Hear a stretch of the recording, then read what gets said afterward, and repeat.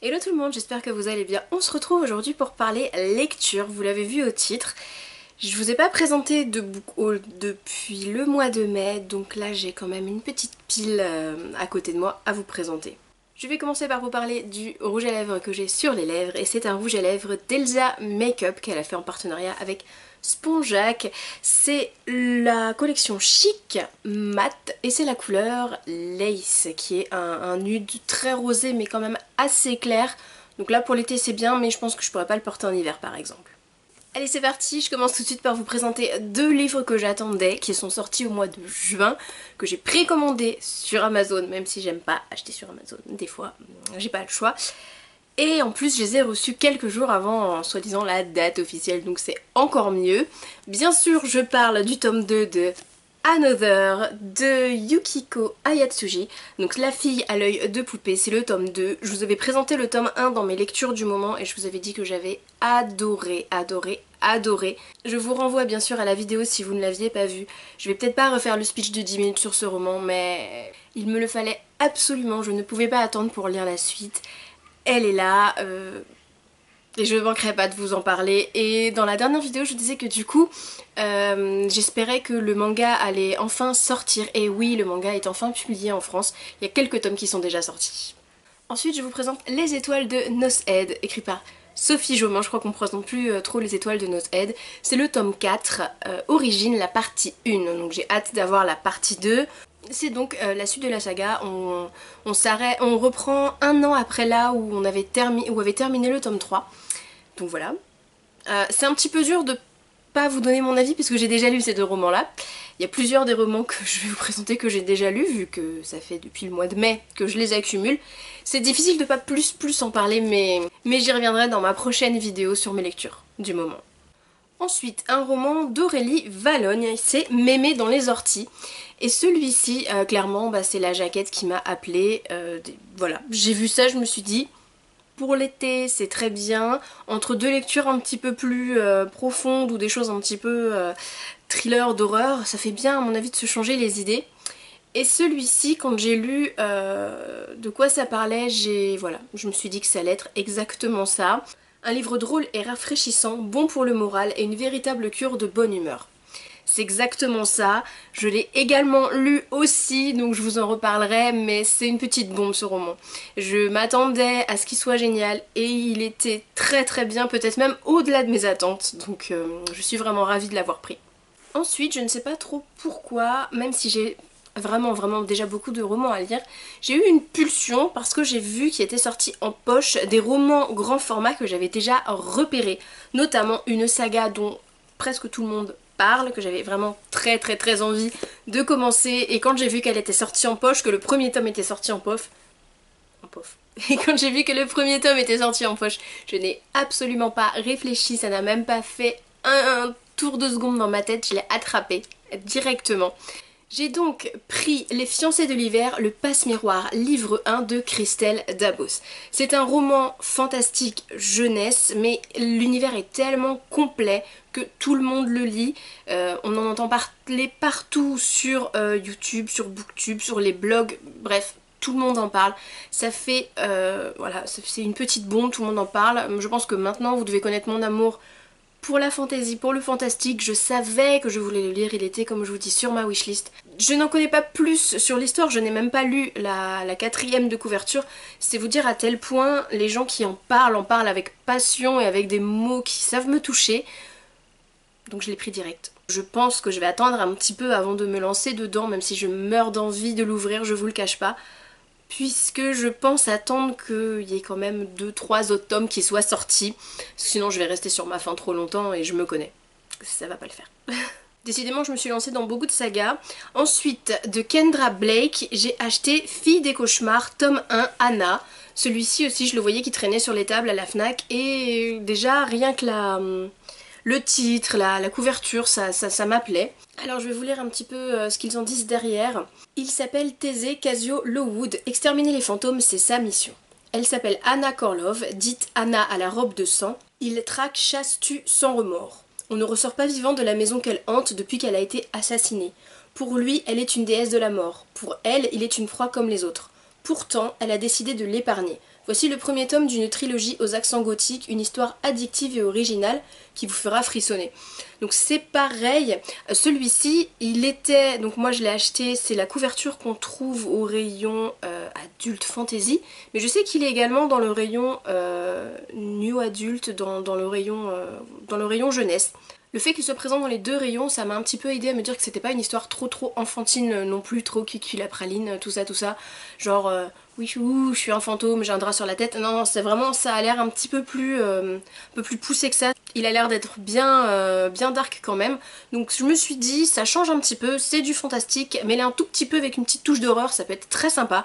Après ma lecture d'Another, je me dis que je vais beaucoup plus me tourner vers ce genre de romance, même si je suis une grosse flippette et que je fais pas des cauchemars, mais que voilà, hein, je suis une grosse flippette, donc je me dis que ça pourrait être sympa, voilà. Ensuite, je suis extrêmement contente d'avoir trouvé Le Rocher de Montmartre de Johanne Harris. Nous retrouvons les deux mêmes personnages que dans Chocolat.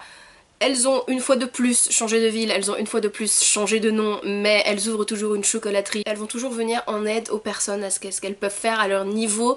Et c'est encore une fois des tranches de vie, c'est voilà, je savais que je voulais la suite. Il y a 3 romans qui sont sortis à la suite de Chocolat, j'en ai déjà 2. Mais bien sûr, je n'ai pas celui qui se présente juste après. Donc je le mets de côté et je suis super contente de l'avoir trouvé. Et voilà. Si vous aviez vu mon dernier haul spécial livre d'occasion, vous aviez certainement vu que j'avais pu prendre le tome 2 et le tome 3 de la sélection pour pas grand chose. Suite à ma vidéo, tout le monde m'a dit achète le premier tome tout de suite, n'attends pas, tu verras. C'est super bien, c'est addictif, ça se lit tout seul. Donc je vous ai écouté, j'ai donc pris le premier tome, la sélection de Kerakas. Voilà, je pense que cette saga non plus, on ne la présente plus, elle n'est plus à présenter. Et je l'ai déjà lu, et j'ai déjà lu le tome 2, et j'ai déjà lu le tome 3. Mais je m'avance un petit peu, ça on en parlera dans la prochaine vidéo lecture. Ensuite, une autre trilogie qui était elle aussi dans ma wishlist, et là... j'ai vu qu'elles étaient enfin sorties en poche. Comme je vous disais, je n'ai pas réfléchi, j'ai acheté les 3 d'un coup. Et en plus, mais ils sont magnifiques. Je veux bien sûr parler du Labyrinthe de James Dashner. Non mais regardez-moi comment cette édition est magnifique. Donc nous avons donc le Labyrinthe, le premier tome. Terre brûlée, le tome 2, toujours aussi magnifique. Et le tome 3, le Remède mortel. Voilà, pareil, cette collection est sublime et c'est pas souvent que les collections poche sont aussi belles. Ils vont être magnifiques dans la bibliothèque. Le Labyrinthe c'est pareil, je pense qu'il n'y a plus besoin de le présenter. Ça a été adapté au cinéma, les 2 premiers ont été adaptés. Je n'en ai vu aucun, je n'ai vu aucun des 2. Je sais juste que c'est le genre de roman, c'est le genre de dystopie que j'aime beaucoup. Vous aviez été aussi beaucoup à m'en parler et à me le recommander, donc bah, je vous écoute, écoutez hein. Voilà, maintenant que j'ai les 3 en plus, je vais pouvoir les commencer direct. Et ça c'est bien parce que j'aime pas laisser en cours de route des séries. Et du coup le roman offert, et là j'ai été très contente de trouver Cinder de Marissa Meyer qui est sorti donc en poche, c'est pareil. Toujours dans mon book haul d'occasion, j'avais trouvé Crest, j'avais trouvé le tome 3 et pareil donc je voulais les acheter. Après c'est vrai qu'en grand format c'est quand même un petit, voilà, ça a un petit coup. Mais c'est vrai que la collection et l'édition est beaucoup plus belle comme je vous disais. Voilà, ça sort en poche, c'est un peu tout, c'est pas très beau hein. Faut se dire ce qui est. En plus les stickers offerts ou les stickers promotionnels de l'été, c'est plus des stickers, ils sont imprimés dessus donc voilà, c'est super moche, mais on va pas cracher dans la soupe, hein, comme on dit. C'était offert, je ne l'avais pas lu, j'avais besoin de le lire, donc je le prends. Et si l'histoire me plaît vraiment, si l'histoire me botte vraiment, que j'ai envie d'acheter la suite, bah je rachèterai celui-ci en grand format pour aller avec ma collection, tout simplement. On en arrive aux 3 derniers romans, 2 qui sont d'occasion. Le premier, c'est également le tome d'une saga. Alors ce n'est pas du tout le premier tome, mais c'est pas grave. C'est de Megan Lindholm, donc Robin Hobb. Elle a 2 pseudos quand elle écrit. Un pseudo pour la fantasy qui est donc Robin Hobb et un pseudo pour le reste, Megan Lindholm.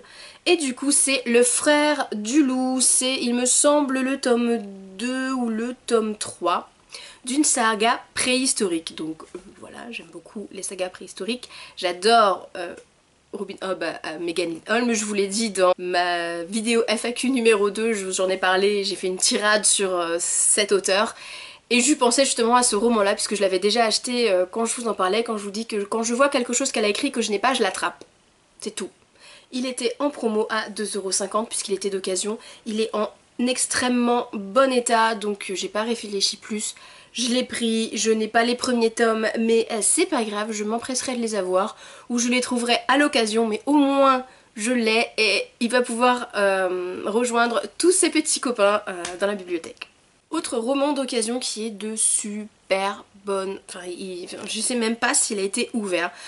Si à l'intérieur il y a une petite page qui est un peu pliée, qui est un peu cornée, mais l'extérieur est magnifique. C'est Star Wars épisode 2, l'attaque des clones. Je l'ai eu pour 1,50 €. Donc j'adore les romans de films.